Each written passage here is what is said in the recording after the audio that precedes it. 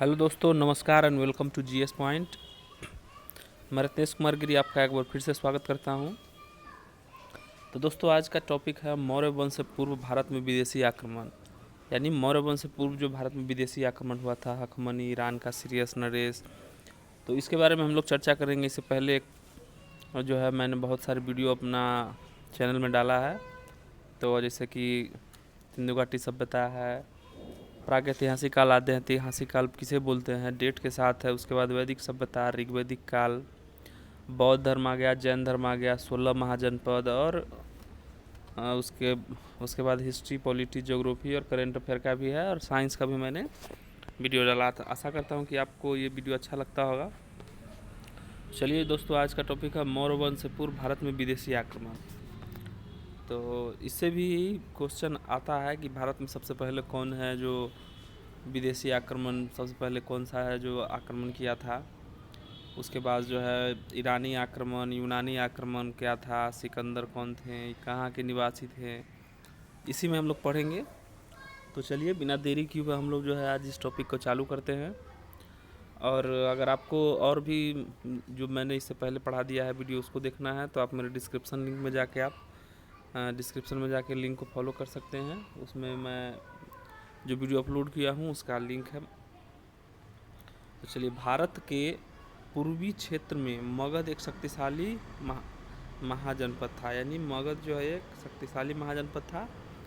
इसने अलग अलग के छोटे राजाओं को हराकर भारत में पूर्वी क्षेत्र में एक राजनीतिक स्थिरता ला दी थी। मतलब क्या था, इसने अलग अलग के छोटे छोटे राजे रजवाड़े जो थे, कबीलों के रूप में छोटे छोटे राजा, क्या था, पूर्वी क्षेत्रों में जो है उस सबको पराजित करके एक अखंड भारत या फिर राजनीतिक में एकता ला दी थी। यानी जो है वो सब अपने अधीन कर लिया था। ठीक है दोस्तों। किंतु भारत में पश्चिमोत्तर क्षेत्र में छोटे छोटे राजाओं का शासन था। यानी पश्चिमोत्तर क्षेत्र आप देख सकते हैं, यहीं पे राजाओं का शासन था जो कमज़ोर शासक था, जिसके कारण विदेशी आक्रमणकारियों ने पश्चिमोत्तर भारत को ही क्या किया, पश्चिमोत्तर भारत को ही आपका आक्रमण के लिए चुना। और इसके बाद देखिए, इधर से आक्रमण तो हो ही नहीं सकता था भारत में। इधर तो हिमालय श्रेणी है, एक रास्ता आपका इधर से भी अराकान व्योमा है, तो एक क्या है, समतल भाग जो है आपका इधर बच जाता है। अफगानिस्तान, ईरान, पाकिस्तान होते हुए खैबर पख्तूनख्वा होते हुए आते थे वो लोग।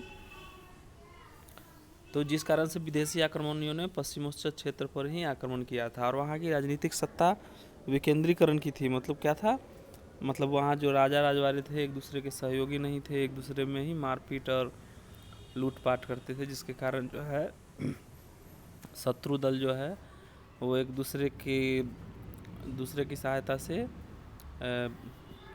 जो है भारत पर आक्रमण करने का जो है, उधर से ही आप लोग खैबर पख्तून यानी पश्चिमोत्तर भारत से ही जो है वो भारत पे आक्रमण करने का प्लान बनाते थे।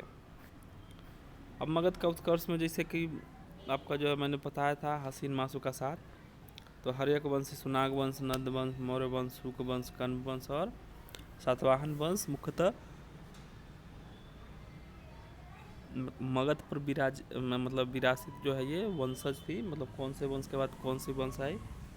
तो आशा करता हूँ उससे पहले भी मैंने जो वीडियो बनाया उसका पूरा राजधानी और कौन सा स्थापक थे वो भी बताया था। तो ये तो हो ही गया है। मौर्य वंश से पूर्व भारत पर विदेशी आक्रमण, यानी मौर्य वंश से पूर्व जो है भारत पर विदेशी आक्रमण कौन था। डेरियस ने सर्वप्रथम 516 ईस्वी में गंधार तथा कम्बोज को हटाकर, कौन था दोस्तों, ईरान का शासक था। डेरियस ने सर्वप्रथम 516 ईस्वी पूर्व में गंधार तथा कम्बोज को हराकर अपने साम्राज्य में मिला लिया। यानी 516 बीसी में जो है क्या किया था, डेरियस ने कम्बोज तथा गंधार को हराकर अपने साम्राज्य में मिला लिया था। उसके बाद भारत के पश्चिमोत्तर भाग को जीतने के बाद डेरियस प्रथम ने इसे ईरान का 20वां प्रांत बनाया। यानी भारत का जो है पश्चिमोत्तर भाग जो जीता था, उसके बाद डेरियस प्रथम ने इसे ईरान का 20वां भाग बनाया। तो ईरान का भी आधुनिक नाम हो गया दोस्तों, फारस हो गया। सॉरी, फारस का जो है आधुनिक नाम ईरान है। पहले फारस के नाम से जानते थे, मेसोपोटामिया को इराक के नाम से जानते थे। इस क्षेत्र में 360 टैलेंट सोना भेंट किया। इस क्षेत्र से 360 टैलेंट सोना भेंट में मिला था। ठीक है। मौर्य वंश से पूर्व भारत में विदेशी आक्रमण में है, डेरियस प्रथम ने सर्वप्रथम किया था, कम्बोज और हाटक को हराया था। उसके बाद डेरियस प्रथम ने ईरान को 20वां प्रांत बनाया भारत को। इस क्षेत्र में 360 टैलेंट सोना भेंट में मिला तथा जो फारस के सभी एशियाई प्रांतों में मिलने वाले कुल राजस्व का 1/3 था। यानी कुल राजस्व का कितना था? 1/3 था। अब हम लोग पढ़ते हैं मौर्य वंश से पूर्व में विदेशी आक्रमण। तो ईरानी आक्रमण हम लोग पढ़ते हैं। इस वंश के अंतिम शासक डेरियस तृतीय को सिकंदर ने पराजित किया था। यानी ईरानी आक्रमण जो था डेरियस तृतीय, इसको सिकंदर ने पराजित किया था और भारत में और हकमनी वंश का भारत में अंत कर दिया था। ठीक है, डेरियस तृतीय को किसने पराजित किया था? आपका इस सिकंदर ने किया था और इसके बाद भारत में जो है वो हकमनी वंश का अंत कर दिया था। ईरानी आक्रमण का प्रभाव, भारत और ईरान का संपर्क 200 सालों तक बना रहा। ठीक है, ईरानी आक्रमण के फलस्वरूप व्यापार को बढ़ावा मिला। यानी ईरानी आक्रमण के फलस्वरूप क्या हुआ था? संपर्क 200 सालों तक बना रहा। उसके बाद जो है व्यापार को सुगम एवं बनाया गया। तो यूनानी के अब आते हैं हम लोग यूनानी आक्रमण। यूनान के राजा फिलिप का पुत्र सिकंदर था। सिकंदर का मूल नाम क्या था? अलेक्जेंडर। सिकंदर का मूल नाम अलेक्जेंडर था। इसका जन्म मैसेडोनिया में 356 ईसा पूर्व यानी BC में हुआ था। ठीक है, पिता की मृत्यु के पश्चात 20 वर्ष की आयु में सिकंदर राजगद्दी पर बैठा। यानी 20 वर्ष की आयु में क्या हुआ था? सिकंदर जो है वो राजगद्दी पर बैठा। और सिकंदर के गुरु का नाम था अरस्तु। यानी सिकंदर के गुरु का नाम अरस्तु, अरस्तु के गुरु का नाम प्लेटो, प्लेटो के गुरु का नाम सुकरात हो गया। ठीक है, इसकी प्रिय पत्नी का नाम रुखसाना है, रुखसाना बेगम। और इसका जो है घोड़ा का नाम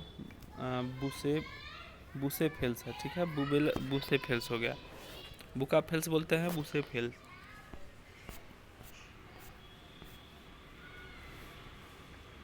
और सिकंदर ने जब भारत पर पश्चिम उत्तर आक्रमण पश्चिम उत्तर इस क्षेत्र में शुरू किया तब उसने पहले तक्षशिला के राजा अंबिक सिकंदर के अधीनता स्वीकार कर ली थी। यानी तक्षशिला का जो राजा था अंबिक, वो क्या किया था? अधीनता स्वीकार कर लिया था। उसके बाद सिकंदर ने पंजाब में झेलम एवं चेनाब नदी के मध्य में जो है राजा पोरस पर आक्रमण किया। सिकंदर ने जो पोरस के राजा जो थे उस पर आक्रमण किया। यह युद्ध जो है झेलम विस्तस्ता या हाइपेटिज के युद्ध के नाम से जाना जाता है। इस युद्ध में सिकंदर की जीत हुई थी। उसके बाद क्या हुआ? उसको बंदी बना लिया गया था हाइपेटिज के युद्ध में, वहाँ के जो राजा थे। यानी राजा पोरस ने यानी जो पोरस थे जो सिकंदर से युद्ध लड़े थे और इन्होंने सिकंदर के अपने राज्य पर आक्रमण करने का कड़ा प्रतिरोध किया था। सिकंदर पोरस की बहादुरी से अत्यधिक प्रभावित हुआ और उसकी राज्य वापस कर दी थी। ठीक है, इसकी राज्य वापस कर दी थी। ऐसा माना जाता है कि पोरस जो है वो सिकंदर के दरबार में उसको ले गया था।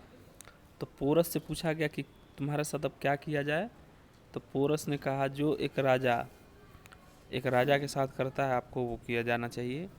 तो क्या किया था? उसको राजपाट देके और फिर से जो है उसे, लेकिन फिर बोला गया क्योंकि वो तो गुलाम हो गया था पोरस, तो फिर बोला गया कि मैं उत्तर भारत में जा रहा हूँ आक्रमण करने के लिए मौर्य साम्राज्य के विरुद्ध, तुम मुझे मदद करो।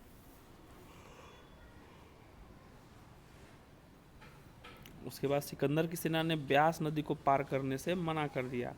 यानी जिस समय सिकंदर भारत पर आक्रमण कर रहा था उस समय क्या था? 326 ईस्वी में आक्रमण करने आया था BC में। उस समय मगध पे नंदवंश का शासक था। तो विष्णुगुप्त कौटिल्य गए थे वहाँ पे बोलने के लिए जो आप ईरानी आक्रमण जो है सिकंदर वो द्वार पे है। तो उनको क्या दंडित और उसके बाद उनको लज्जित करके वहाँ महल से निकाल दिया गया था। फिर उसके बाद उन्होंने तक्षशिला में जाके और सिकंदर की सेना में अफवाह ये फैला दिया कि जो भी ब्यास नदी को पार करेगा उसका जो है वो उसकी मृत्यु हो जाएगी। और उसके बाद उन्होंने उसके खाने में कुछ जहर मिला दिया, जिसके बाद 2 दिन 3 दिन में जो है 1-2 सैनिक जो है उसकी मृत्यु हो जाती थी। और जिसको सेनापति ने, सिकंदर ने बोला नहीं ये सब झूठ है, लेकिन सेनापति और उसके सेना जो है वो ब्यास नदी को पार करने से मना कर दिया। सिकंदर ने अपनी सेना को नदी पार करने के लिए बहुत प्रेरित किया, किंतु उसकी सेना ने नदी पार नहीं किया तो सिकंदर लौट गया था। ठीक है।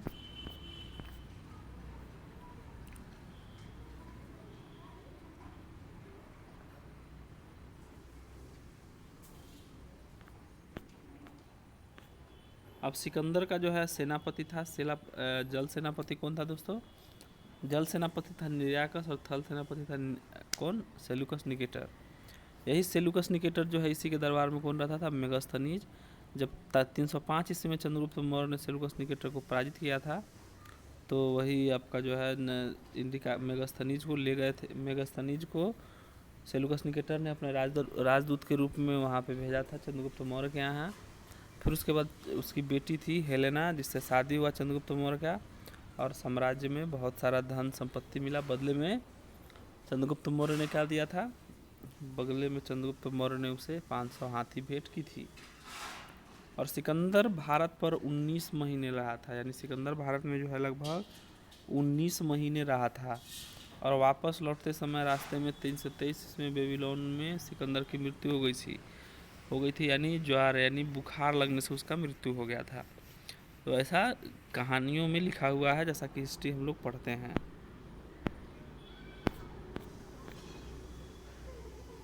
सिकंदर की सफलता के कारण क्या थे? भारत में किसी एक सत्ता के केंद्रीयकरण का अभाव, यानी सिकंदर की सफलता का एक प्रमुख कारण था। यानी जो राजा राजवाड़े जो थे ना, छोटे छोटे कबीले में थे या फिर राज्य में थे, उसमें एकता की कमी थी, जिसके कारण जो है क्या हुआ, सिकंदर दुश्मन को अपना दोस्त बना के उस पर आक्रमण किया करता था, भेद लिया करता था। तो उसके बाद जो है दूसरा है सिकंदर की सेना शक्तिशाली थी और उसकी सेना ने तेज तर्रार घोड़े की भरमार थी। यानी दूसरा सफलता का श्रेय था, सिकंदर की सेना शक्तिशाली थी और उसकी सेना में तेज तर्रार घोड़े की भरमार थी। तो इसे भी मध्य एशियाई क्षेत्र जो है वो सब घोड़े के लिए ही जाना जाता है। साथ ही आरंभिक जैसे देशद्रोहियों का सहयोग भी उसकी सफलता का कारण था। यानी भारत में जो देशद्रोहियों का केस हुआ, जैसे मोहम्मद गौरी को किसने बुलाया था? जयचंद ने बुलाया था। फिर उसके बाद सिकंदर को भी बुलाया था। जैसे सिकंदर को भी कोई ना कोई राजा राजवाड़ा आया ही होगा, नहीं तो भारत एक ऐसा साम्राज्य था, भारत एक ऐसा देश था और यहाँ के सैनिक व्यवस्था और इतनी अच्छी थी कि कोई ना कोई गद्दार जो है हर बार जो है कहीं ना कहीं भारत की आंतरिक सुरक्षा में जो है वो सेंध लगाया करता था। और सिकंदर की सेना का सर्वाधिक महत्वपूर्ण परिणाम हुआ भारत और यूनान के मध्य विभिन्न क्षेत्रों में सीधे संपर्क हुए, जिससे कि सिकंदर ने आक्रमण से पूर्व छोटे मोटे भारतीय राज्य आपस में संघर्षरत थे। पहली बार एकता के लक्षण दिखे, जिसके फलस्वरूप भारत में एकाधिकार प्रक्रिया को प्रबल बनाया गया। यानी छोटे छोटे स्तर पर जो राजवाड़े थे वो सब एकत्रित होकर अपना जो है वो एक मतलब अब गठबंधन बनाने लगे। प्राचीन यूरोप को भारत के संपर्क आने का अवसर मिला, यानी प्राचीन यूरोप जो उसको भारत आने का मौका मिला। सिकंदर के आक्रमण का भारत पर प्रभाव। भारत में गंधार शैली का विकास यूनानी कला का ही एक परिणाम है। यूनानियों द्वारा मुद्रा निर्माण की कला भारतीयों ने सीखी, यानी यूनानियों से मुद्रा निर्माण की कला जो है भारतीयों ने सीखी थी। अब आते हैं दोस्तों, कुछ प्रीवियस ईयर का क्वेश्चन है, आशा करता हूँ कि आप लोग को आता होगा, लेकिन देख लीजिए एक बार और रिवीजन होगा तो क्या दिक्कत है। भारत में पहला विदेशी आक्रमण किस वंश में हुआ था? किस वंश के द्वारा किया गया था? हकमनी वंश द्वारा किया गया था। ठीक है। सिकंदर के गुरु का नाम क्या था? तो यानी सिकंदर के गुरु का नाम क्या था? अरस्तु था। सिकंदर का गुरु अरस्तु, अरस्तु का गुरु प्लेटो, प्लेटो का गुरु सुकरात। और उसके बाद है दोस्तों, सिकंदर की सेना भारत में कितने महीने रही थी? यानी 1 साल और लगभग जो है 7 महीना, यानी और कितने दिन तक रहे थे? 19 माह तक रहे थे। हाइपेडिस का युद्ध कब लड़ा गया था दोस्तों? 326 BC में लड़ा गया था। पोरस का कौन सा नदियाँ के मध्य फैला हुआ था? तो ये तो चेनाब एवं झेलम नदी के बीच में है।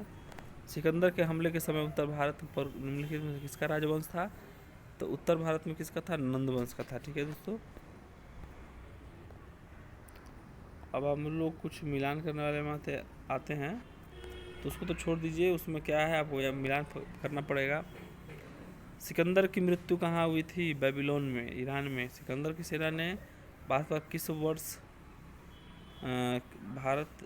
सिकंदर की सेना ने भारत में किस नदी को पार करने से मना कर दिया था? तो ये ब्यास नदी है। ठीक है,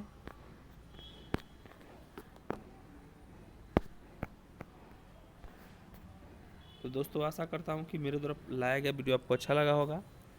तो प्लीज़ लाइक, सब्सक्राइब और शेयर कीजिए, और मिलते हैं नेक्स्ट वीडियो में। Thank you for watching. जय हिंद।